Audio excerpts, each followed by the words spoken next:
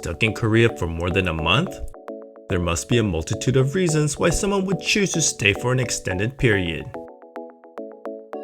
It could be for education, a career, or maybe even to fulfill a dream.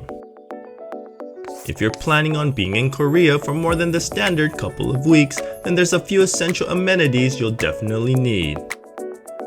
One would be a kitchen, and the second would be a laundry so you don't end up looking like Pigpen. You can smell it.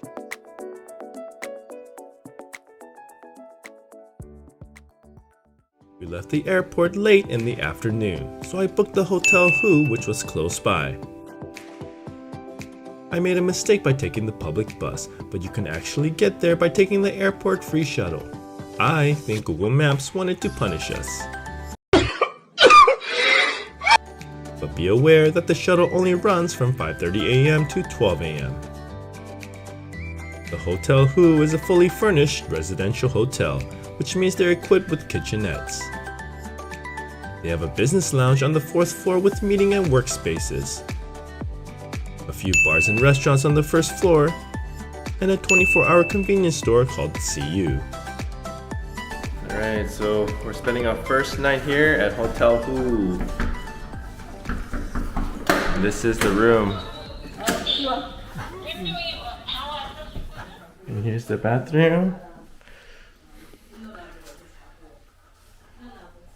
This is actually set up for long-term stay because it has a stove, washing machine.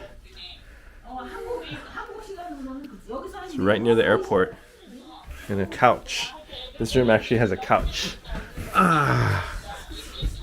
Alright, so we're gonna spend our first night here, and then we're gonna check into our Airbnb tomorrow.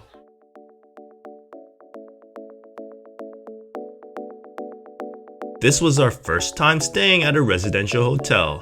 I liked it because it had everything we needed to live comfortably. And although I could tell the rooms weren't new, it was definitely well maintained. As for the price, I would say it's a good value. I was able to book 2 rooms for a little over $150. I haven't looked into it, but I'm sure they have cheaper rates if you stay over a month.